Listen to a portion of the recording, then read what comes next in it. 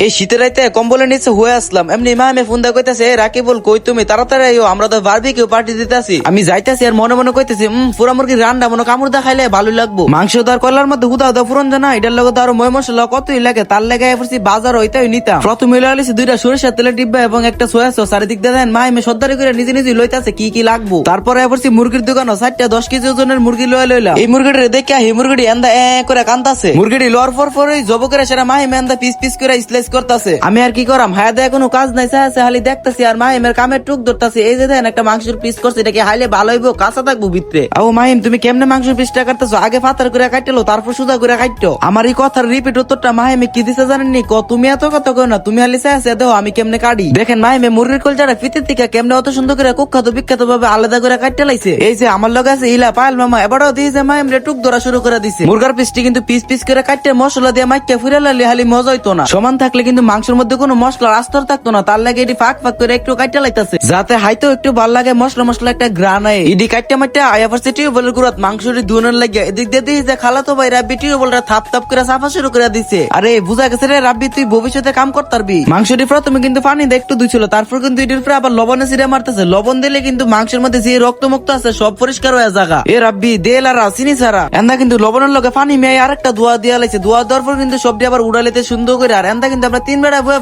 দেখতাছি আর কামডি। তারপরে কোনেতেছি মাংসের উপরে মশলা মার ফালা তুমি বলের মধ্যে লেবু চিপ্পা লয়ে লাইতাছে। বারবিকিউ বানানোর লাগে কিন্তু মশলার মধ্যে সোয়া সস দিওন লাগে। সোয়া সসের ডিব্বাটা কিন্তু দিছে ফাদের কাছে হুলুনোর লাগিয়া। হ্যাঁ তো এই যুদ্ধ করা করতেছে, হুলতে পারতেছে না, লাস্ট মুহূর্তে দাঁত দিয়া কামড়ে হুলছে। খুললে সেটা ফাদে ফাঁকনামে করে সারাটা সস বলের মধ্যে ডালা লাইছে। এই ডালার পরে তো মা এমেন্দা পুরা খেপাইল ফাদের প্রতি। তারপর কিন্তু এটার লগে বিভিন্ন ধরনের ময় মশলা দিলাইছে, যেমন হলুদ মরিচ সস মস যা আছে সবকিছু। আবার লগে কিন্তু একটা সরিষার তেলের ডিব্বাও দিছে। সবগুলো আইটেম মিশানোর পর এই হইতেছে গিয়া মশলার ফাইনাল লুক। দেখেন কি একটা সুন্দর কালার আইছে। মশলাটা লগে কিন্তু এখন মাংসটি মিশাই লাইছে। দেখেন মাংসটি মিশাই একবারে সবটি সুবা সুবা করে লাইছে। এখন কিন্তু এটা বল দিয়ে ঘুরে রাখবো 3 ঘন্টার লাগিয়া। এদিক দিয়ে আমি শিশিরে ফা দেয় পড়ছি একজনের বাড়ির মধ্যে কয়লা নুনের লাগিয়া। কয়লাটি দিয়ে যে বস্তার মধ্যে থুয়া রাখছে, কত সুন্দর কালা কালা। দেখেন আমি সুন্দর বলার মধ্যে কিন্তু আপনারা মন্ডার ভিতরে একটা প্রশ্ন জাগতে পারে যে কয়লা কেমনে আবার সাদাও। এই কয়লা সচরাচর সবার বাড়ির মধ্যে পাওয়া যায় না, যার বাড়ি থেকে নিছি ইলারে হুশি করানোর লাগে একটু কয়লাম আর কি। খালি কয়লে কিন্তু লইছি না, লগে কিন্তু জালেটা লইছি, যেটার উপরে মাংস দেওয়া পুরাম। এখন কিন্তু দুটোটা লয়ে যেতেছি রাসেল মামার বাড়ির মধ্যে। এদিক দিয়ে মাইমে জালেটা কিন্তু ভীম সামদা মরায় ভালো করে ধুয়া লইতেছে, কারণ অনেক ময়লা ছিল এটার ভিতরে। জালেটা ধরা এমনি এমনি মাটির মধ্যে ধুয়া সেটা মাংস পুরন যাইতো না, তার লাগে সবাই মিলে কয়েকটা ইট নিতেছি। ভিডিও বানালে কোনো পার্টি দিলে দেন কাজের বাসন যা সবাই দেন 2-3টা করে ইট নিতেছে, আর এদিক দিয়ে আমি একটা করে ইট নিয়ে ড্যাং ড্যাং নাচতে যাচ্ছি গা। ইটটি সাইরে সাইরে বিশেষ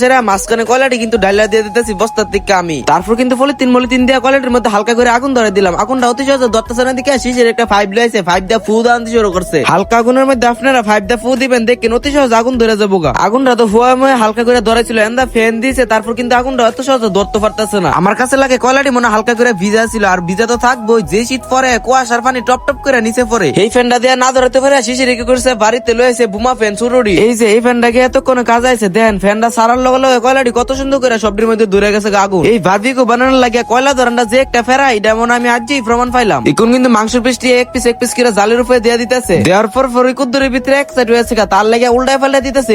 মাংস হলে আগুনের মধ্যে দিয়া বয়া থাকলে হইতো না, এর উপরে কিন্তু আবার তেল মালিশ করণ লাগে। দেখেন কত সুন্দর করে 3 বেড়া মিলা তেল মালিশ করতেছে, এন্দা উল্টাইতেছে, রাব্বি আতাইতেছে। এই মাংসটি ফুরার মধ্যে আমরা কয়লা গেছিল শেষ হয়ে, তার লাগে একটা বাঁশ লয়ে লিছি। লাস্টে কয়েকটা মাংস ছিল, এটি তো ফুরন লাগবো, তার লাগে কয়লার পরিবর্তে বাঁশটা ভাঙ্গিয়ে ব্যবহার করা আর কি। দেখেন মেয়েদি মামা কি ওরম জুস্তি ফাড়া দে। বাঁশটি দেওয়ার লগে লগে আগুন ধরে সেটা পুরো মাংসের মধ্যে আগুন ধরে গেছিল। এর লাগে জালেটা নামালিছে, আর জালেটা নামানোর লগে লগে দিয়ে যে হারা হাওয়া শুরু করে দিছে। মাংসটিও জালেটা একটু বলের মধ্যে তুইছে আর কি, জালেটা একটু দুইবার মাংসটি দেন কত সুন্দর গ্রান আইন রাসেল মামা আমরা বাইজে গা। এদিক দিয়ে সলাত্রি বানালাইতেছে রাত বে, সলাত বানানোর কাজে কিন্তু হেল্প করতেছে তোয়াসিনে। অরিজিনাল ভাবে যেটি সেটি কিন্তু হালকা হালকা টিপ দিয়ে নামাই লাইতেছে 1-2টা করে। এন্দা আবার লেজিসানের ফ্লাইট হয়েছে, এর লাগে এবার আমরা হালাই হাই লাইতেছে। এদিক দিয়ে কিন্তু রাত বে আমরা হাওয়ানোর লাগিয়ে কিন্তু যার যার প্লেটের মধ্যে বাইরে দাঁড়াইতেছে। ফুলাফেন্ডিও কিন্তু সিরিয়াল দিয়ে দাঁড়াইছে মাংস প্লেট লোনের লাগিয়া। মাংসের পিসটির লগে সস আর সলাত এবং 2টা রুটি দিয়ে দিছি। কিন্তু এই যে এই রুটি গুলা দিয়া মাংসটা একটু সিরা সসটা ভরা খাইলে যে একটা ভাল লাগে বলা পরে একবার অথেন্টিক ফ্রেশ।